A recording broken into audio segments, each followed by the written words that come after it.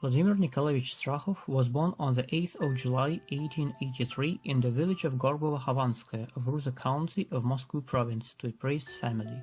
However, according to the material of the book Simbirsk Golgotha, the village of Rождественское Suvorovo was mentioned as the place of his birth.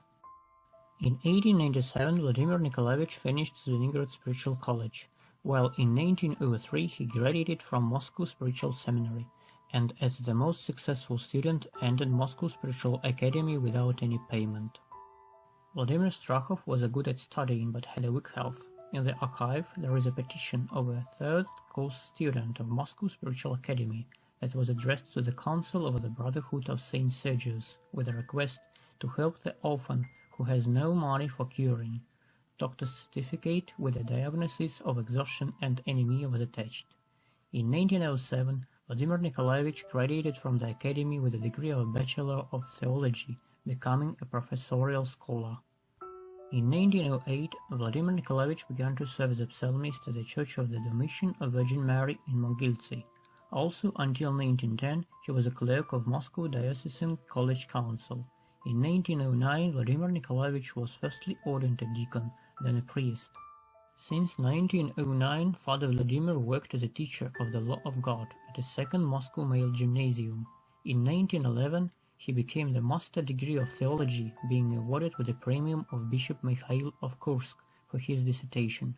In December 1912, Father Vladimir was appointed a teacher of the Law of God and a prior at the Church of St. Andrew the Apostle at the Gymnasium.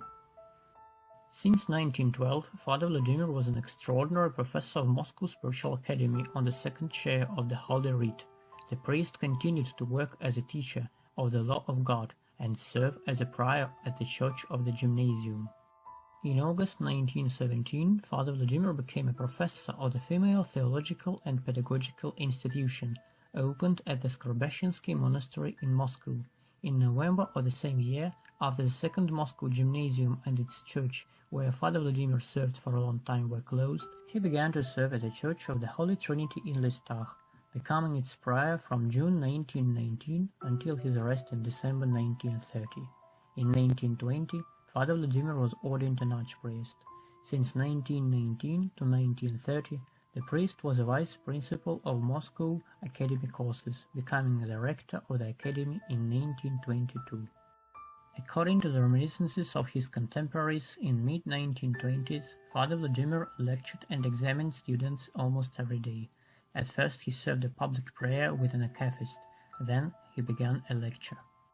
Archpriest Vladimir was highly respected both as a person and as a theologian. He had an ability to hear the cry of modern people, the cry of an ill soul or the soul that yearned for the verity of life.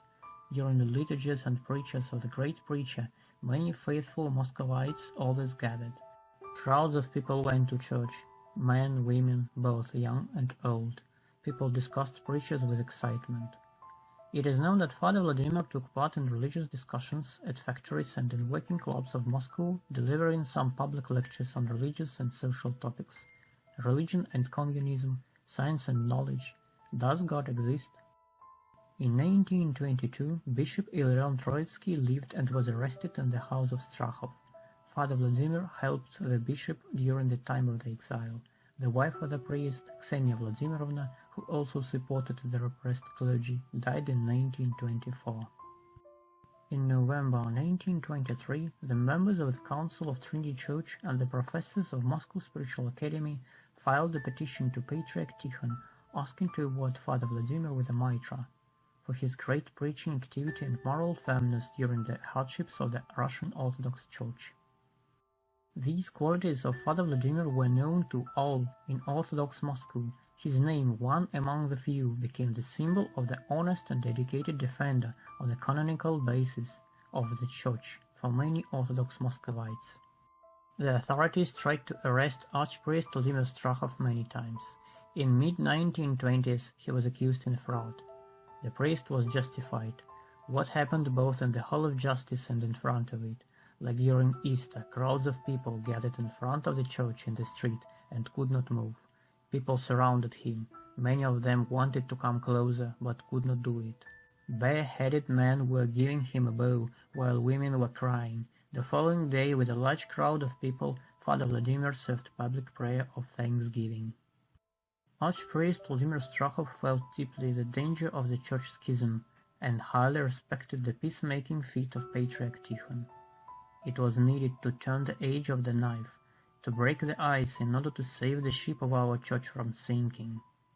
We do not know what other people were capable to do on this position, but we know that the wisdom and loving diplomacy of the Patriarch saved the day.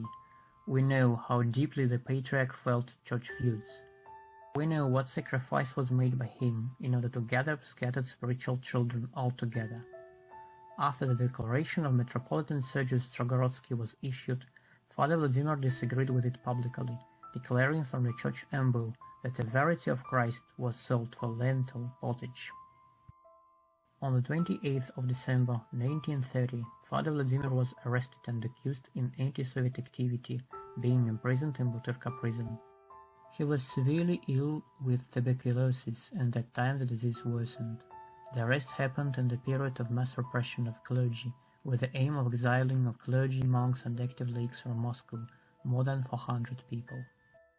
On the 3rd of January 1931, according to the 58th article, paragraph 10 of the Criminal Code of Russia, a special meeting of OGPU sentenced Father Vladimir to 3 years of exile, and he was exiled to Arkhangelsk.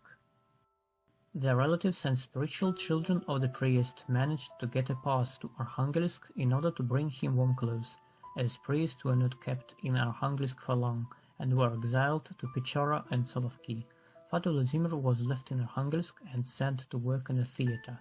OGPU officers said, "Is there any difference where to tear the throat?"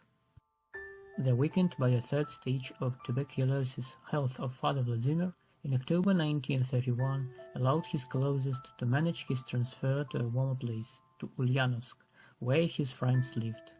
For one day he stayed in Moscow, where he managed to serve public prayer of thanksgiving with opened beautiful gates. In Ulyanovsk, Father Vladimir continued to work and wrote a doctoral dissertation. He managed to come to Moscow for several times. As a friend of Father Vladimir in Ulyanovsk, Maria Vasilievna Nevskaya said, he lived aloof from the world, reading much and struggling with his disease. Maria Vasilievna pointed out that she knew him only as good. He was a very clever and balanced person.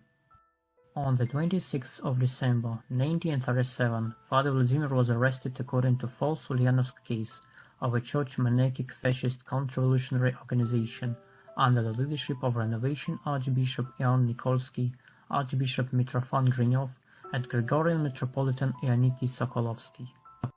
By that moment, Father Vladimir was in extremely bad health conditions. In unbearable conditions of the interrogations, the priest remained calm. According to the protocols of the interrogation, Father Vladimir did not slander anybody, did not say anything that might incriminate his fellow clergy or might condemn anybody. In that situation, the shepherd showed his strong Christian spirit again. Even in the conditions of danger to life, he remained a Christian. The truly key record made by Father Vladimir showed his deep courage. I am not a member of any organization, while there was no any organization at all. According to the 58th article, paragraphs 10 and 11, Father Vladimir was sentenced to death penalty and executed on the 17th of February 1938. The house where the repressed were executed was former estate of nobleman Yurilov. In the 1940s, the basement cells of the execution house were bricked up, while the earthwork operations on the territory were forbidden. There are also alternative versions of death of Father Vladimir that appeared because of the popularity of the Muscovite priest. According to one of them, he was sentenced to 10 years of exile to a labor camp with no right of correspondence.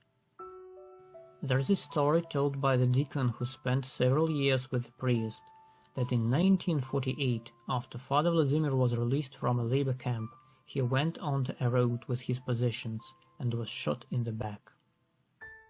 The life and spiritual feat of Father Vladimir can hardly be underestimated, and the nuggets of information that have been saved let us show archpriest Vladimir Strakhov as a strong and many-sided personality. Being a biblical scholar, a scientist, a preacher, a shepherd, and a confessor, the priest was a bright star of the church in the beginning of the 20th century.